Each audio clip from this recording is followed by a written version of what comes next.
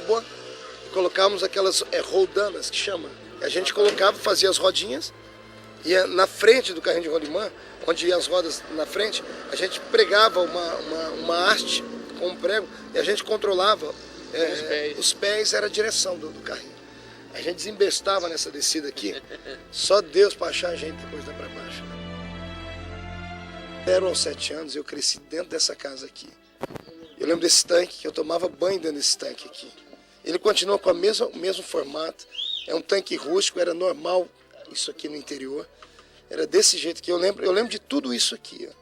Eu lembro que aqui dentro desse banheiro eu tomava banho de bacia. Minha mãe na época, ela teve que pedir esmola na rua para poder sobreviver, pedir comida. Foi aí que ela encontrou meu pai. Nessa época ela já era garotinha, tinha 14 para 15 anos de idade. E ela conseguiu um trabalho. Com o primeiro trabalho que ela conseguiu, ela alugou uma casa. Quando ela alugou essa casa, ela foi buscando todas as irmãs e os irmãos para morarem aqui. Anos mais tarde, Deus abençoou a gente aqui. Minha mãe comprou uma TV branca e preta, que ficava aqui nesse canto. E aqui a gente se esparramava. A gente dormia aqui, como eu disse, em 12 pessoas. Éramos em 2 ou 3 crianças, o restante de adultos. Mas gente que vinha de fora, que passava por aqui. A gente era pobre, mas era muito unido. Com 7 anos de idade, acordar no escuro gritando: mãe, mãe, eu perdi minha perna, mãe. E a sua mãe falou: você tá maluco, moleque? Eu falei: não, mãe, eu tô coçando a perna e não sinto. Uma tia grita: você tá coçando a minha perna, rapaz. É um monte de gente dormindo, é um emaranhado de gente. Uma pobreza tão miserável que panela e pinico era tudo a mesma coisa. Só Jesus para ter misericórdia. A gente esfregava esse chão aqui. E a minha mãe encerava com cera parquetina. 26 anos atrás foi que eu saí dessa casa. Meu mundo era encantado. Era encantado. Eu brincava com um cachorro como se fosse um pônei. Eu subia numa árvore e transformava ela num avião, como se estivesse num avião. Eu brincava de bolinha de gude, brincava de carrinho de rolimã. Não sabia eu que Deus depois ia me levar para o mundo de verdade. Eu não tenho hoje nenhum tipo de tristeza, nem de preconceito, de mostrar um lugar que eu morei. Isso aqui é um orgulho para mim. Mas é forte. Estar aqui dentro é reviver emoções, é reviver lembranças.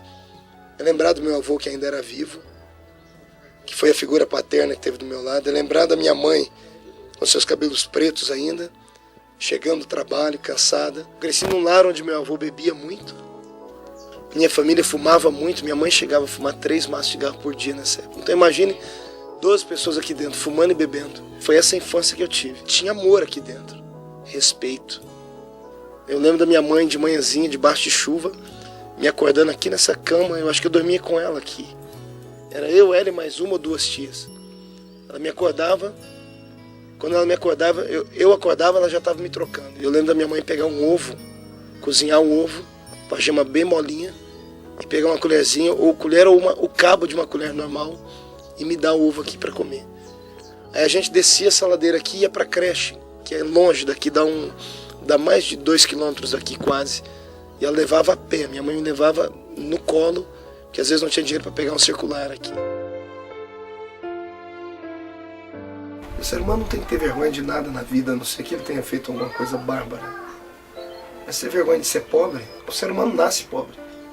Ele nasce careca, banguelo e pelado. Então, às vezes, as pessoas têm dificuldade de mostrar o passado porque ela é confrontada com ela mesma. Eu, pelo contrário, isso aqui está me fazendo mais homem, mas eu dou mais valor agora a tudo que eu tenho por causa disso aqui. Eu quero que as minhas filhas vejam isso, que elas jamais tenham vergonha do passado. Não se esconda do seu passado, não empurre ele com a barriga, não jogue ele debaixo do tapete. Pegue ele pelo colarinho e diz: você existiu, mas agora vai ficar aí. Não vou jogar você dentro da lata de lixo, porque todas as vezes que eu querer me exaltar, eu devo olhar para onde eu fui e ver que eu não sou nada sem aquele que estendeu a mão para mim e cuidou da minha alma. A gente não pede para nascer. Nenhum ser humano pede para nascer. Nenhum ser humano escolhe o destino dele. Se a gente passa por isso, é porque Deus quis que a gente passasse. E veja só, tudo isso hoje se transformou em uma plataforma de motivação. Quantas pessoas vão assistir esse documentário agora e vão ver que eles moram em lugares assim ou infinitamente piores. E vão olhar para frente e vão falar assim: poxa, eu nunca vou ser nada. A maioria das pessoas que tem uma vida assim acabam se envolvendo com drogas, acabam se envolvendo com bandidismo. Então existem dois caminhos com o passado. Ou você transforma o seu passado num chapéu mexicano, um sombreiro, que vai fazer um peso em cima da sua cabeça, você vai andar a vida inteira olhando para baixo, sentindo o peso do seu passado nos ombros, ou você pode transformar o seu passado num tapete, você passar por cima dele, ou numa plataforma, numa catapulta, deixar ele te jogar lá para cima. E quando você olha para trás, você diz assim, eu não quero voltar para lá, eu quero melhorar. Foi isso que Deus fez comigo aqui. E olha que hoje eu não tenho vontade de parar, eu quero continuar. Quero continuar.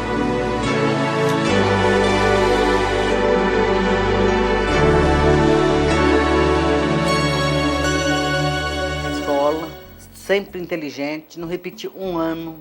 7 anos eu fui para a escola, mas antes de ir para a escola eu ganhei meu primeiro presente. Aí meu pai falou, isso aqui é o seu presente, com isso aqui você vai virar um homem.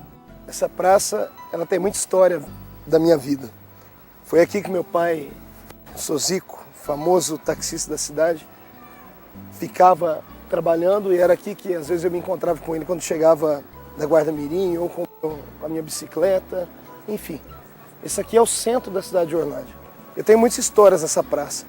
Foi aqui que, há muito tempo atrás, eu exerci uma das minhas primeiras profissões, vamos falar assim. Seria a minha voz embarga, quando eu lembro disso. Foi aqui que eu comecei a ser homem. Homem no sentido, não de ser macho, mas de ser uma pessoa que aprendeu a ser profissional, a ter um trabalho. Eu vou mostrar para vocês agora o que é que eu fazia. Antes de ser guarda-mirim, antes de ter a minha bicicleta, foi um dos primeiros presentes que meu pai me deu. Está aqui do meu lado, essa pequena caixa de engraxar. Foi com essa caixa que eu comecei a aprender o que é ter responsabilidade, o que é viver para poder ajudar a família. Meu pai, na época, ele morava fora de casa, como sempre morou, e eu me lembro que eu tinha 7 anos de idade. Foi ele e um cidadão aqui da cidade chamado Sorrasmin. Os dois foram na minha casa, e ele falou assim, nós vamos te dar um presente agora. E eu pensei que era uma bicicleta, pensei que era um carrinho cheio de cavalinho, alguma coisa assim. Aí quando meu pai tirou essa caixinha de engraxar, os meus olhos brilharam. Porque não deixava de ser um presente. Mas era tão grande para mim isso. Quando eu caí no meu ombro, eu falei, eu não vou aguentar carregar. Porque eu era muito pequeno. Mas depois que eu comecei a desenvolver o trabalho, eu sempre tive orgulho disso. Ganhei um presente, uma caixinha de engraxar sapato. É o meu troféu. Tenho ela no meu escritório até hoje lá. Uma caixinha de engraxar sapato. Ela era tão grande e pesada quando eu era garoto e hoje ela mal cabe no meu ombro. E quando eu olho para aquela caixinha de engraxar, eu tenho boas memórias, boas lembranças e algumas tristes. Eu me lembro que caminhava pela cidade todo final de semana. Eu vinha para essa praça, inclusive, e meu pai nunca me recriminou aqui. Eu lembro que ele ficava sentado no banco de táxi e eu engraxava sapato e ele olhava para mim sorrindo, dizendo assim, assim é que um homem aprende a ser homem. Foi com essa caixinha de engraxar que eu comecei a descobrir o que é viver. O que é você poder superar a humilhação, superar o orgulho e que todo tipo de trabalho dignifica um homem. Eu entrei na casa de um cidadão lá na minha cidade, chamava Dr. Amador, mas era um homem importante da minha cidade. Ele tinha 12 pares de sapato. E aquele homem disse para o filho dele, tá vendo aquele garoto? O futuro dele é ser um trombadinha. E aquilo entrou dentro do meu peito e eu quase explodi em choro. Eu terminei de engraxar os sapatos, fui para casa, esperei minha mãe chegar do trabalho. Minha mãe trabalhava de doméstica. Quando minha mãe chegou, eu disse, mamãe, eu vou ser trombadinha quando eu crescer. Disse, por que você está perguntando isso? E eu comecei a chorar. Pare de chorar, moleque. Pare de chorar. Eu disse, mas mãe, ele disse que eu vou ser. Minha mãe disse, você vai ser aquilo que você quiser ser. A escolha é sua. Se você quiser ser o que ele disse, você será. Mas se você quiser ser um homem importante, você será um homem importante. Você é um ministro do Evangelho de nosso Senhor e Salvador Jesus Cristo. Achava engraçado ele engraxar, não gastava 1 centavo. Não, mãe, eu quero ver que a senhora vê o tanto que eu ganhei. Quando ele não ia engraxar, ele ia vender picolé. Chegava com o dinheirinho, outra vez, mãe, gosta de me dar um dinheiro para comprar picolé? Ele não podia ter chupado quantos picolé fosse lá, ué. Depois descontava, né, dona Tereza? Pagava lá e pronto. Vendendo picolé, me dá um dinheiro desse para me comprar picolé. Pra você ver, a inteligência. Marquinhos, por que você não chupou o picolé, Marquinhos? Não, mãe, eu queria que a senhora visse o tanto que eu ganhei. Eu lembro dos professores da escola. Eu lembro da professora do primeiro ano. Qual era o nome dela? Maria Helena. As notas, sempre tive as melhores notas. Sempre, todos os anos, sempre foi orientador da sala ali. Eu era professor da escola dominical de classe dos jovens. E eu me lembro do Marcos como um aluno interessado, assíduo, né? Eu estudei aqui nessa escola. Essa foi a primeira escola que eu estudei, chama Coronel Francisco Orlando de Mies Junqueira. Aí eu fiz da primeira à quinta série. Ela tem um formato de cemitério, dizem que ela foi o primeiro cemitério da cidade. Tudo aquilo ali, ó, era a Vila Tatu. Agora não é mais Vila Tatu, agora há uma boa vista para se ver daqui. A 50 quilômetros de Ribeirão Preto, Orlândia é uma das pequenas cidades do interior de São Paulo, na principal rota para Minas Gerais, a rodovia Anhanguera. A cidade recebeu este nome em homenagem ao coronel Francisco Orlando de Mies Junqueira, fundador da cidade. Este, em uma visão inovadora, determinou que a cidade fosse projetada com características urbanas modernas, cortadas por amplas avenidas. Andando por Orlândia, Marco Feliciano, ainda muito jovem, se despertou ao ouvir a voz de um Deus. Toda essa rua pavimentada, asfaltada que você vê, não existia isso na época que eu morava aqui. E aqui era tudo terra, e quando ventava, venta muito em colina, quando ventava aqui, a cidade, essa parte da cidade desaparecia, ficava toda cheia de poeira. Quantas vezes eu saindo da escola onde eu estudava, eu chorava porque achava que a cidade tinha desaparecido. Por causa da poeira que levantava daqui e porque aqui ficava nessa baixada. Por isso, Vila Tatu. Hoje, a vila evoluiu. Agora chama-se Jardim Boa Vista. Porque você, de lá da cidade para cá, tem uma vista, uma visão muito mais bonita do que era antes. Era garoto.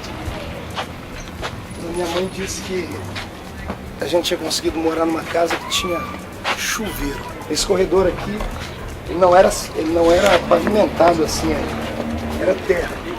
Só que hoje, ele para mim tem uma distância. Quando eu era garoto, eu pensava que tinha 100 metros de distância isso aqui. Eu morria de medo aqui nesse lugar.